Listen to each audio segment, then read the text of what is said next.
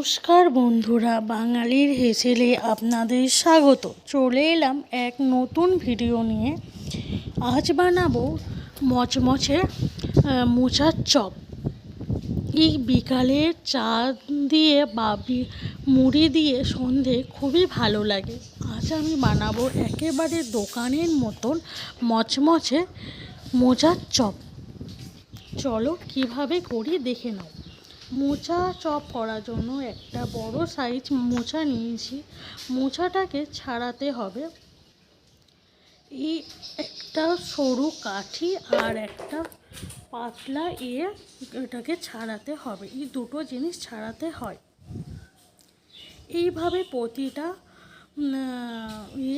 কেটে নিতে হবে। আমি এইরকমভাবে কুচি কুচি করে ছাড়িয়েছি। কুচি কুচি করতে হবে। তারপর নুন আর হলুদ দিয়ে সিদ্ধ করতে হবে। আমি গোটা পেঁয়াজ নিয়েছি, লঙ্কা, একটা গোটা আলু আর আদা রসুন। এরপর ওই নুন হলুদ আর মোচাটাকে সিদ্ধ করে রেখে দিয়েছি আগে থেকে। এবার আমি আদা রসুনটাকে গ্রেট করে নেব। নিয়ে কড়াতে পরিমাণ মতন তেল দেব। দিয়ে পেঁয়াজ দেব, লঙ্কা দেব পরিমাণ মতন।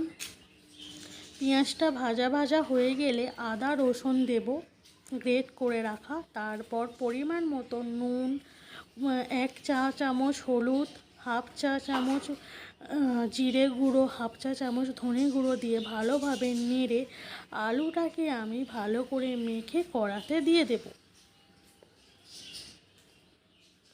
দিয়ে ভালোভাবে নাড়তে থাকবো। নাড়ার পর 2 মিনিট পর ওই সিদ্ধ করে রাখা মোচা আমি দিয়ে দেব কড়াতে। করে ভালোভাবে 2-3 মিনিট ভালোভাবে কড়াতে নাড়ানাড়ির পর আমার মশলা রেডি। এরপর অল্প পরিমাণ বেসন আর এতে নুন দিয়ে একটু গুলে নেব আর খাবার সোডা দিয়ে গুলে নেব। এরপর নেড়ে গুঁড়োনো রাখবো। এবার ভাজার জন্য পরিমাণ মতন তেল দেব। দিয়ে একটা মোচার চপের জন্য আকার করে নেব।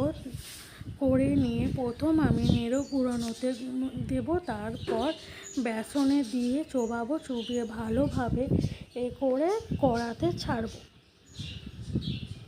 এরপর একটা একটা করে ভাজতে থাকবো। এইভাবে বাকিগুলো ভেজে নেব আমি। এই তো ভাজছে। আস্তে আস্তে উল্টাতে হবে। এই তো ভাজা হয়ে গেছে। এরপর আমি বাকিগুলো ভেজে নেব। এটা একটু ব্রাউন কালার হলে আস্তে আস্তে নামিয়ে নিতে হবে।